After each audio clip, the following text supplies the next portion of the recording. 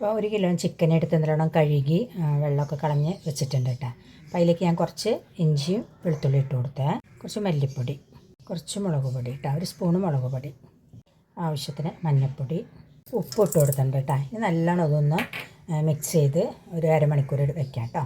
അപ്പോൾ നല്ലോണം മിക്സ് ചെയ്തിട്ടുണ്ട്. ഇനി ഇത് അരമണിക്കൂർ കഴിഞ്ഞിട്ട് ഞാൻ കാണിക്കാം കേട്ടോ. അപ്പോൾ നമുക്ക് ചിക്കൻ ഉണ്ടാക്കാൻ തുടങ്ങാം കേട്ടോ. അപ്പോൾ ഞാനൊരു പാൻ വെച്ച് കൊടുത്തിട്ടുണ്ട്. അതിലേക്ക് വെളിച്ചെണ്ണ ഒഴിച്ച് കൊടുത്തേ, അതിലേക്കൊരു വലിയ സവാള ഇട്ട് കൊടുക്കണ്ടേ, ചെറുങ്ങനെ ഒന്ന് മൂത്ത് വരട്ടെ കേട്ടോ.